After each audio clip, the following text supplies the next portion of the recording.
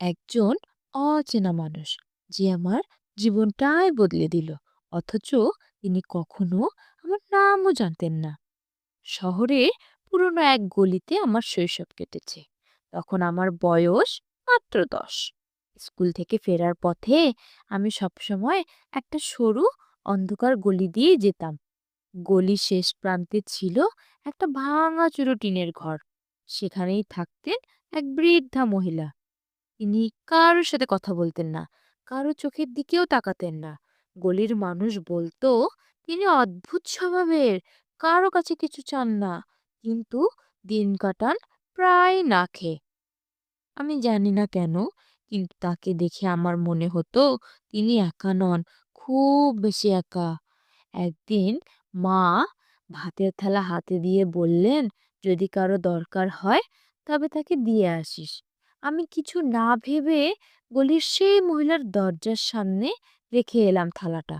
সেদিন থেকে এটা আমার অভ্যাস হয়ে গেল। প্রতিদিন স্কুল থেকে ফিরে তার জন্য কিছু না কিছু খাবার নিয়ে যেতাম। তিনি কখনো কথা বলতেন না, শুধু দরজার ফাঁক দিয়ে নীরবে খাবার নিতেন। তবে আমি তার চোখে দেখতাম এক অদ্ভুত উষ্ণতা, যেন নীরব ভাষায় ধন্যবাদ জানাচ্ছে। একদিন হঠাৎ গিয়ে দেখি ঘরটা খালি, দরজায় তালা ঝুলছে, চারপাশে নীরবতা। আমি পাড়া খুঁজে বেড়ালাম, কেউ বলতে পারলো না তিনি কোথায় গেছেন। কয়েকদিন খুব মন খারাপ ছিল আমার। তারপর ধীরে ধীরে ব্যস্ত জীবনে ভুলে গেলাম। বছর পেরিয়ে গেল, আমিও বড় হলাম, চাকরি পেলাম। প্রথম বেতন হাতে পেয়েই হঠাৎ মনে হলো আমি কিছু দান করব। শহরের এক অনাথ আশ্রমে গেলাম। ভিতরে ঢুকেই দেখলাম শিশুরা খেলছে, হাসছে, দেখেই মনটা ভরে গেল। ঠিক তখনই চোখ পড়ল অফিস রুমের দেয়ালে। সেখানে বড় করে টাঙানো একটি ছবি, হাস্যোজ্জ্বল সেই মহিলা।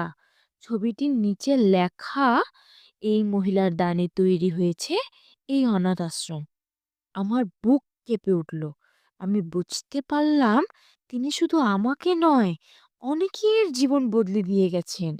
হয়তো আমার দেওয়া সামান্য খাবারই ছিল তার কাছে সবচেয়ে বড় ভালোবাসা। আর সেই ভালোবাসাই তিনি ফিরিয়ে দিয়েছেন অসংখ্য শিশুর মাঝে। তিনি চলে গিয়েও আমার জীবনে আলো দিয়ে গেছেন।